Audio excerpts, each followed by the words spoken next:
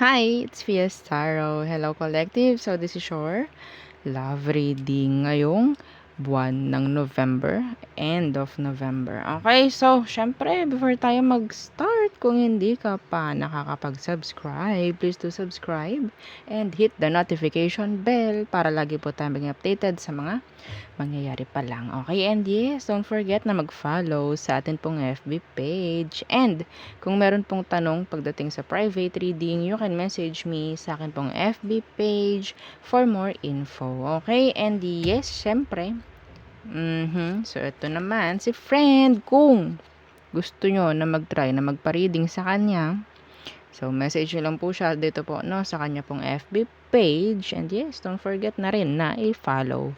Okay? So, there, and regarding sa ating bracelet na all-in-one evil eye. Okay? So, meron siya kasama sa kaperahan, sa protection, sa health, sa love, and sa healing with matching initials, no, ng inyong name. Okay? So, yeah, so ito po ay available in red and black. Okay, so depende sa inyong liking. So, 'di ba? Oo naman. Okay, so kung may tanong po, message lang po no sa atin pong FB page for more info na rin no regarding this. Okay? So, yeah. Let's start collectives. Okay, so ano bang meron? Collectives. Collectives. Okay. Okay. Ano to? Possibilities. Free-spirited, adventure, risks. Okay.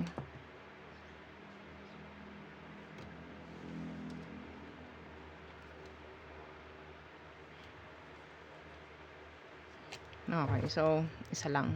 Isa lang. Okay, tingnan natin ano ba to.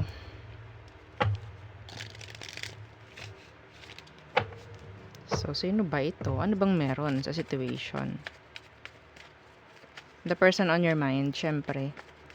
Okay. Anong meron sa kanya? Queen of Cups Universe. The Three of Cups Universe. Okay, so I think this is like an open, no? Or open siya sa'yo. No limits. Parang ganyan. Para siyang friend.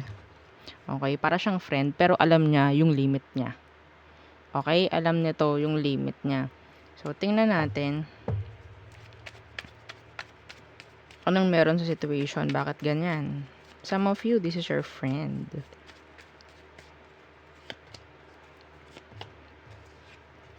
Ooh.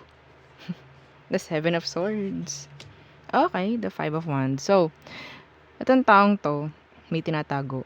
Okay, in general, meron siyang tinatago to avoid drama, to avoid problem, to avoid conflicts. Okay?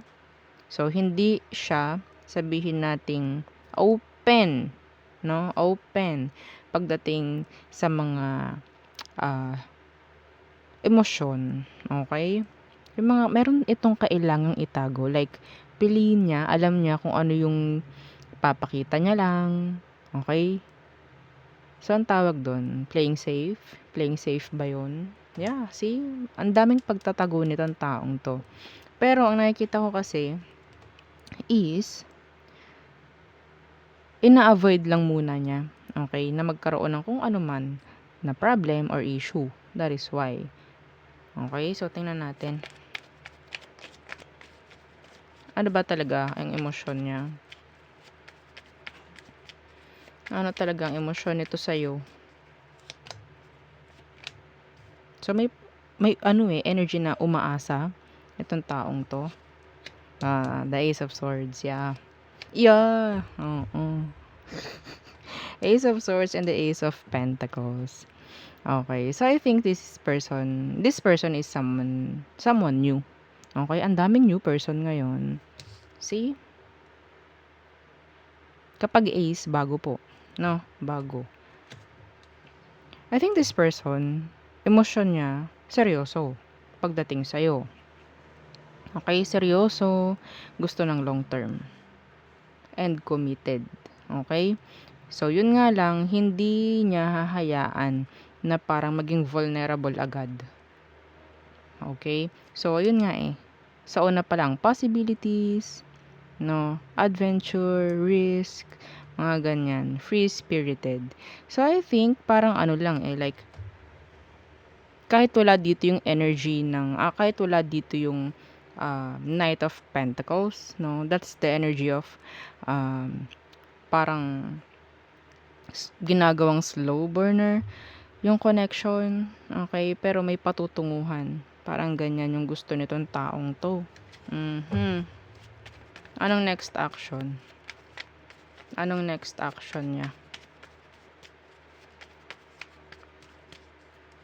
Sigurado to sa'yo. The Five of Pentacles in reverse and the King of Swords in reverse. So, sabihin nating may ginagawa or gagawing mga white lies, no? Itong taong ito. Kasi parang ano eh, planadong-planado. Planadong-planado yung gusto niya. May plano, syempre, itong taong to. Okay? They're thinking, sabihin nating malawak, no? Hindi yung parang sa inyo lang nakafocus yung kanyang plano. Okay? So, yeah, the Ten of Cups is here. Okay, energy ito ng family, energy ito ng sabihin natin, hindi lang nakafocus kasi sa inyo talaga. So, hindi siya ganoon like, yeah, this is something, sincere talaga. Okay, this is sincere. Hindi ko nakikita na masama yung intention ng taong to. That's why may pagtatago. Okay, hindi ko nakikitang masama. Like, ginagawa lang nila or gagawin lang nila yon dahil kailangan at gusto lang nila na parang malinis. Okay, maging or masunod yung plano na gusto niya. Some of them kasi is like ready to settle down na. Okay? So, anong advice for you? Collectives. The Page of Wands. And the Five of Cups. So, we have here the 555 angel number. That's changes. So, I think yun nga eh. Pwedeng, eto ha. Kung ito ay past person mo, no, lagi naman eh.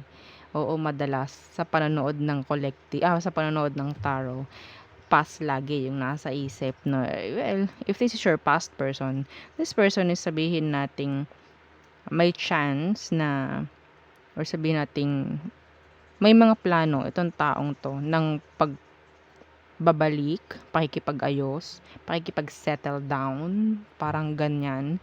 So, kung sa tingin mo, kaya mong bigyan or makisabay sa gusto, makikita mo naman eh kung seryoso eh.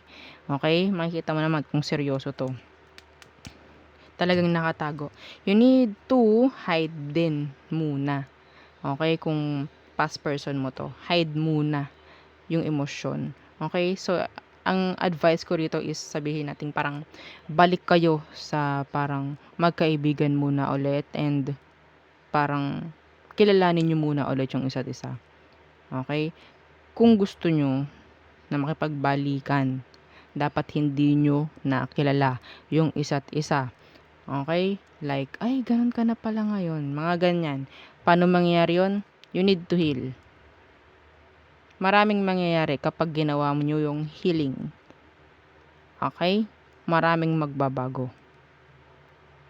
Yes. Kasi kapag hindi kayo nag-heal, sabihin mo, ay, ganyan ka pa rin pala ngayon. So, there's no, sabihin nating, malilesen yung attraction if ever. Okay? So, kung may makikita sa'yo, itong taong to na parang, ay, ang daming bago dito. So, nandun yung attraction, plus pa. 'Di ba? Okay? So, if this is someone new, maki-go with the flow ka sa kanya. Hindi ko naman kasi nakikita na pangit yung intention niya eh. Okay? Bigyan mo ng attention, kung binibigyan kang attention, just go with the flow. Okay? 555, this is changes. Actually, this is changes. Okay? So, I think this is like a happy reading. Happy, no? Happy lang, like light lang na read, hindi tulad ng mga nakaraan, so heavy, no? So yeah, yun lamang ang aking nakikita for you, collectives. So, ulit-ulitin nyo lang yung read. Kung parang may hindi kayo naiintindihan. Okay, so there, yun ang ating reading again for you. So, thank you. Bye!